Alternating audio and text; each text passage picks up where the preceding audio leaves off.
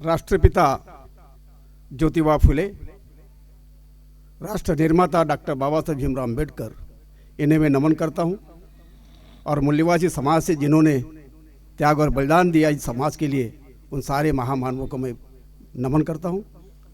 सम्मानीय मंच, उपस्थित जहाबत साथियों, महिलाओं, बच्चों, साथियों, लगभग अभी हम लोग सुबह 11 बजे से लेकर अभी लगभग 1 बज गया है, तब तक हम सारे हमारे जो डेलीगेट साथी आए थे, जो कुछ पुराने हमारे सीईसी मेंबर है, एनईसी मेंबर है, और कुछ नए एनईसी मेंबर है, उसके साथ साथ जो स्टेट प्रेसिडेंट है, उन लोगों की भी हमने बात सुन ली है।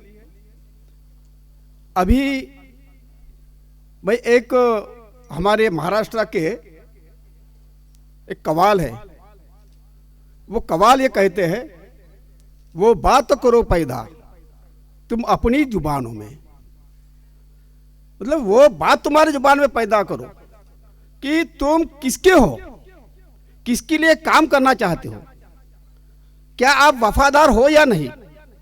वो कवाल ये कहता है, अपने कविता उसके शायरों में कहता है। तो वो जुबानों में तुम्हारी ये बात पैदा करनी है कि जब तक आप ये सोच नहीं सकते कि ये कारवा बढ़ाने की जिम्मेवारी केवल मेरी है, मेरी है, ये जब तक आप सभी लोग सोचते नहीं, तब तक कुछ होने वाला नहीं है। आप लोगों को लगता है कि ये लोग इधर बैठे हैं, ये लोग करेंगे, ये तो ऐसा होने वाला नहीं है। ये सारे लोगों को सोचना है कि ये मेरी जिम्मेवारी केवल मेरे अकेले की है, केवल मैं अगर करता हूं तो ये सारा कारवा बढ़ जाएगा।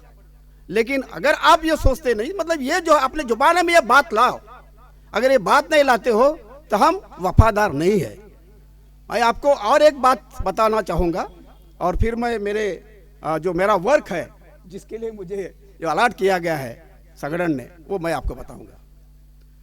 आपको ये पता है कि महाराष्ट्र में पुरुषोत्तम खेड़ेकर नाम का एक व्यक्ति है, जो मराठा सेवा संघ नाम का एक संगठन चलाता है। आपको अगर याद होगा किसी लोगों को, तो वो आदमी हमारे बामसेब के, हमारी जो वर्तमान पूर्व हमारी जो संगठन है, जिस संगठन से हम लोग इधर आए हुए हैं, तो वो संगठन के पहले मतलब कि कार्यकर्ता रहा करते थे। जो कैडेट कैंप होते थे, वो कैडेट कैंप में वो सहभागी होते थे, वहीं से वो पढ़े, वहीं से वो सारी बात सीखी, और उन्होंने मराठा सेवा संघ की स्थापना करी। अब मराठा सेवा संघ की स्थापना करी, तब उसकी वाइफ रेखा खेड़ेकर 3 टर्म तक बीजेपी के एक वर्तमान में, उस समय में बीजेपी की वो विधायक बन करके रही, विधायक बन करके रही। उसके बाद में उसको काफी लोगों ने पूछा गया कि आप मराठा सेवा संघ चला रहे हो, जिस बुनियादी तौर पर उसको खड़ा करना चाहते हो, जिस समाज के लिए आप खड़ा करना चाहते हो, लेकिन आपकी वाइफ तो उसके अगेंस्ट में काम करने जा रही है, आप उसके बारे में क्या कहते हो। तो उसका जवाब उस समय कुछ भी नहीं कहता था। ये कहता था कि वो अपनी मर्जी से कर रहे हैं, उसका भी कोई अधिकार है, उसका भी कोई अधिकार है। लेकिन आज वो कहता है कि मराठा सेवा संघ से और एक कोई संगठन निकाला है, जिसको संभाजी ब्रिगेड कहते हैं। संभाजी ब्रिगेड का जो उसका जब एक बार प्रोग्राम हुआ, वो प्रोग्राम में कहता है वो कि अभी हमें वो संभाजी ब्रिगेड के मंच से बोलता है कि अभी हमें बीजेपी का दामन थामने के लिए सिवाय पर्याय नहीं है ना। कि एक महिला, उसकी जो वाइफ है उसकी, जो 15 साल तक लगातार विधायक रही, अभी भी वो बाद में लगभग 5 टर्म तक वो विधायक रही बीजेपी से। बाद में उसको टिकट नहीं दिया गया, क्योंकि उसका जो मिस्टर है वो उसके अगेंस्ट में बोला करता था, बाद में उसको दिया नहीं गया। परंतु वो बदल गया, वो खुद स्वयं बदल गया कि मतलब वाइफ क्या ताकत होती है। हमारी महिला विंग के अध्यक्ष हमारी मैडम निर्मला भटकर मैडम ने बताया, नीलिमा भटकर ने बताया कि वो ताकत होती है महिलाओं में। एक महिला निकलती है तो 5 उसके साथ में पुरुष निकलते हैं, लेकिन एक पुरुष निकलता है तो उसके पीछे कोई भी जाता नहीं, अकेला मायूस होकर रिटर्न आता है, कुछ भी होता नहीं। ये जो मुझे कहना था, तो रेखा खेड़ेकर ने पुरुषोत्तम खेड़ेकर को बदलाया, और वो कहने लगा है कि अभी हमें बीजेपी का थामने के सिवाय कोई भी हमारे पर्याय नहीं है। तो उसका दामन थामने के लिए वो काम करता है।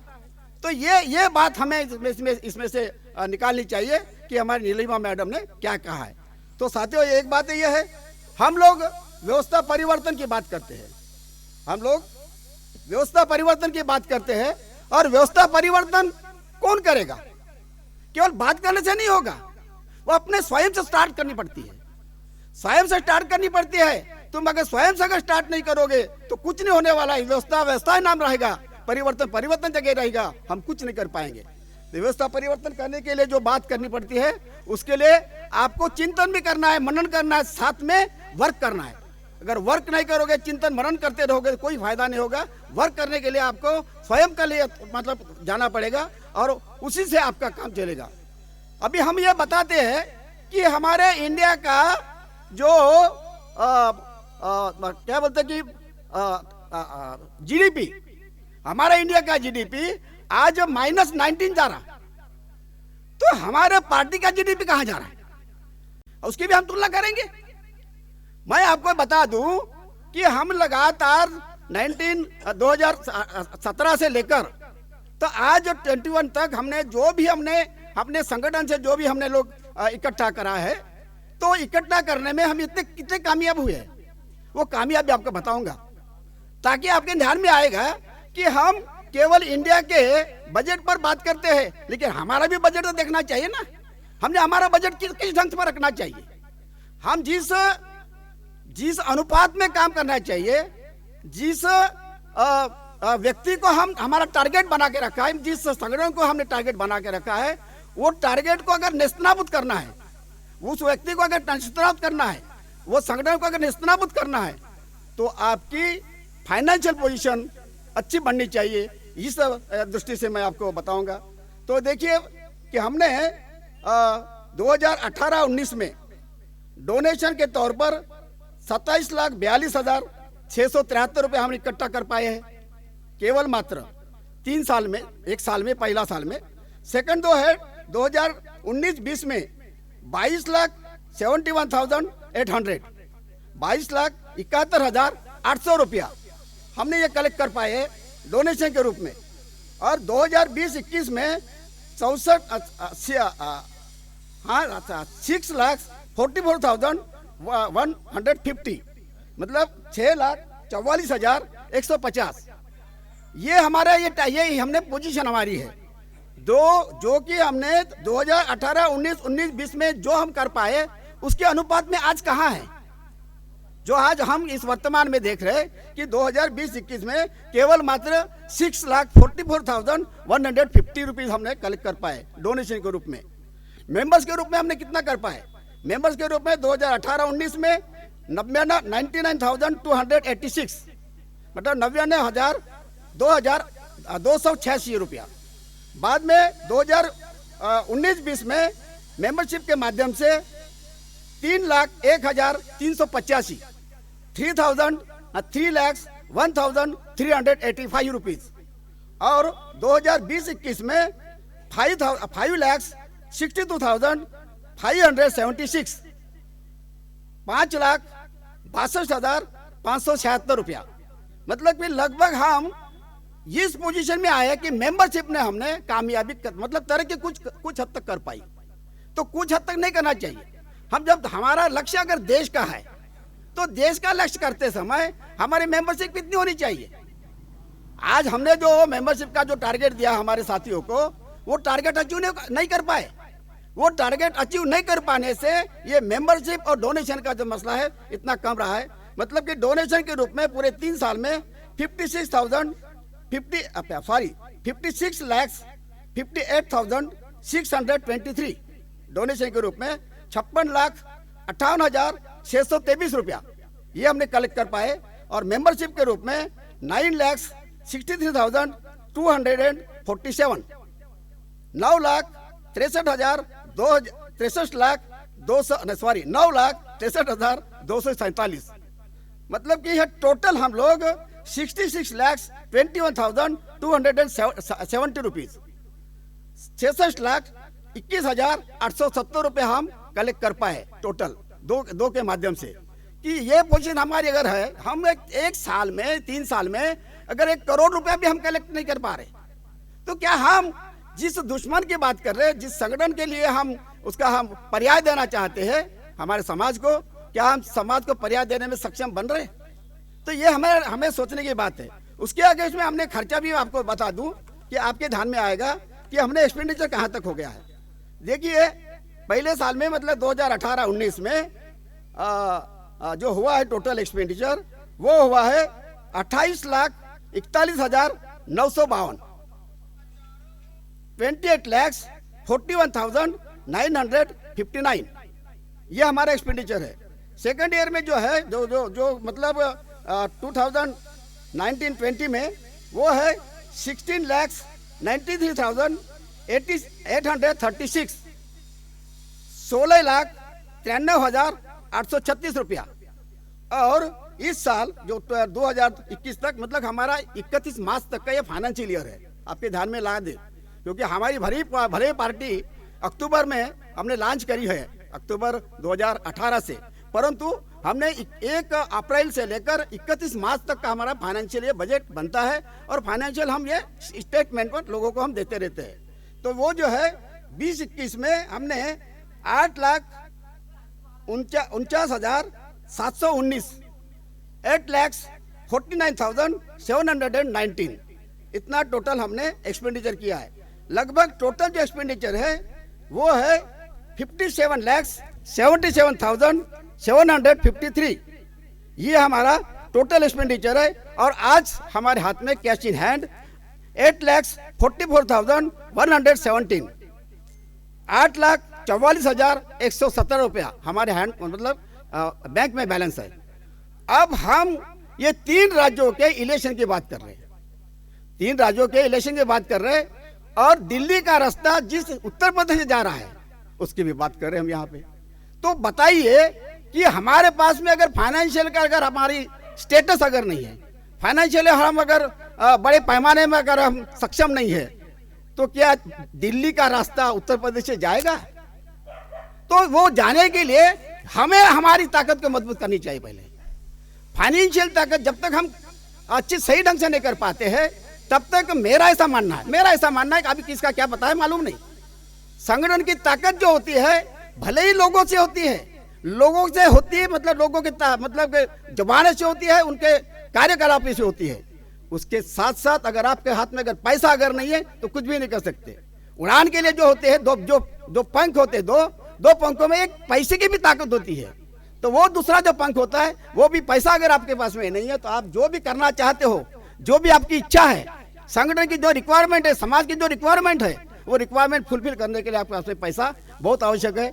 मैं आप साथियों से इतनी ही बात करूंगा, इतनी विनती करूंगा कि आप हमारे जो नई एग्जीक्यूटिव कमेटी बनी है, वो नई एग्जीक्यूटिव कमेटी और आने वाले दिनों में हम जो नए स्टेट प्रेसिडेंट बनाएंगे और उनकी एग्जीक्यूटिव कमेटी जो बनेगी वो सारे देश में बने। हालांकि अभी आपके सामने जो अभी हमारे स्टेट प्रेसिडेंट के जो नाम बताए गए लगभग 10 या 11 स्टेट में चल रहा है। तो यहाँ अगर इस इंडिया में अगर 34 अगर हम देश के हम स्टेट की बात करते हैं, तो 34 स्टेट में से हम 50% तक अचीव नहीं कर पाए, 50% तक अचीव नहीं कर पाए। उत्तर प्रदेश के 4 स्टेट बना रहे हम, उसका हम बता रहे कि हम 11 स्टेट में जा रहे हैं।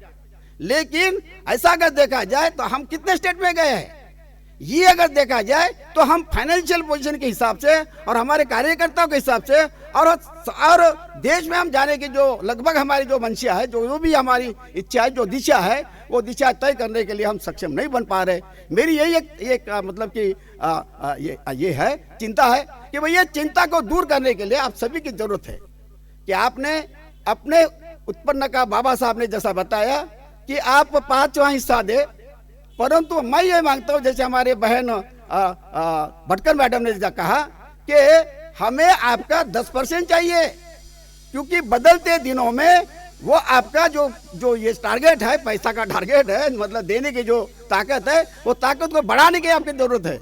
इसलिए आप 10% अगर देते हैं, हो सकता है कि 10% में इस कारवा को अच्छी ढंग से हम संभाल सकते हैं, सही ढंग से हम संभाल सकते हैं।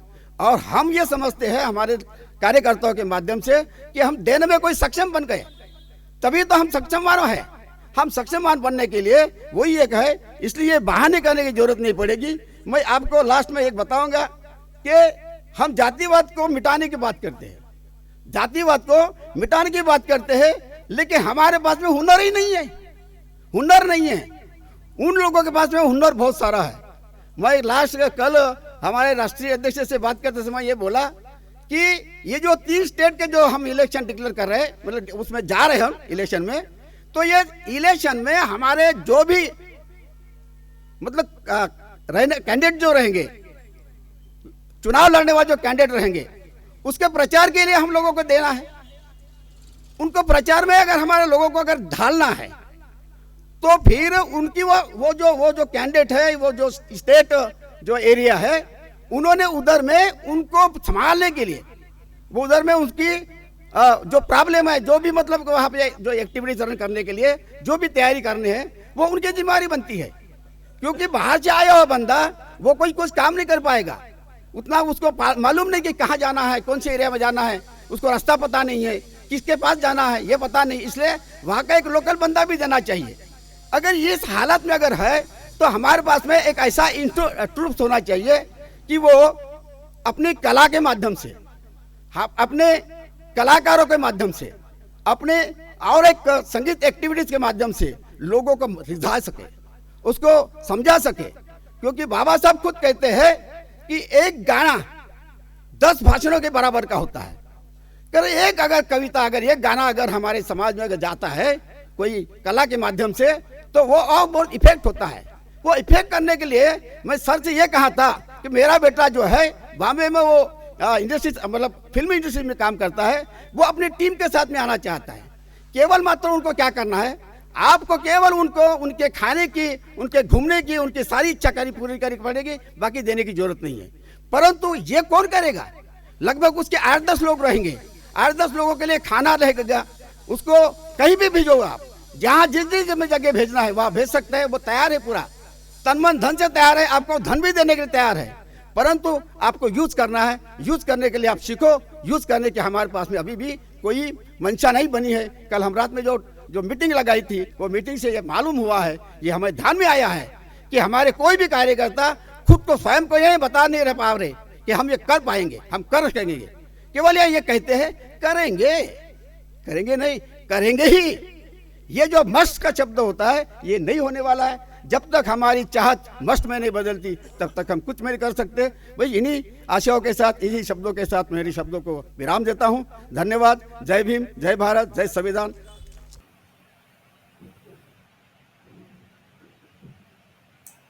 MNT न्यूज नेटवर्क को सब्सक्राइब करें, लाइक और फॉलो करना ना भूलें। साथ ही बेल आइकॉन दबाकर जन जागृति की मुहिम में जुड़े रहें।